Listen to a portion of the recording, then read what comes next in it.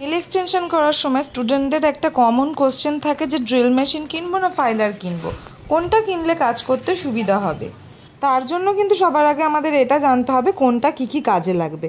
তুমি যদি drill machine কেনো তাও তোমাকে ফাইলার কিনতে হবে, আর ফাইলারেই আমার মনে হয় হাত সেটিং করাটা খুব প্রয়োজনীয়। ড্রিল মেশিনে যা যা কাজ হবে ফাইলারেও তাই কাজ হবে, কিন্তু ফাইলারেও এমন কিছু কাজ হবে যেগুলো ড্রিল মেশিনে হবে না। যেরকম এখানে দেখলে নীল শেপ দেওয়ার সময় অবশ্যই তোমার ফাইলারেরই দরকার হবে। এবার তাহলে ড্রিল মেশিনটা ইউজ করার সুবিধা কি? এই একটাই সুবিধা যে ড্রিল মেশিনে কাজ অনেক ফাস্ট হয়, বা কিউটিক্যাল এরিয়াগুলোতে খুব ভালোভাবে কাজ করা যায় ড্রিল মেশিনটা থাকলে।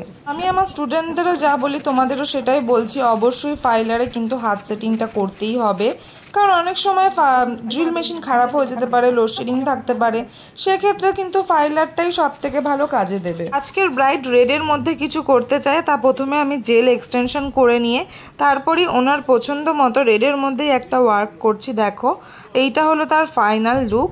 কেমন লাগলো অবশ্যই জানিও। আর পুজোর আগে আর একটাই ক্লাস হবে, তোমরা যারা যারা ইন্টারেস্টেড তাড়াতাড়ি যোগাযোগ করো।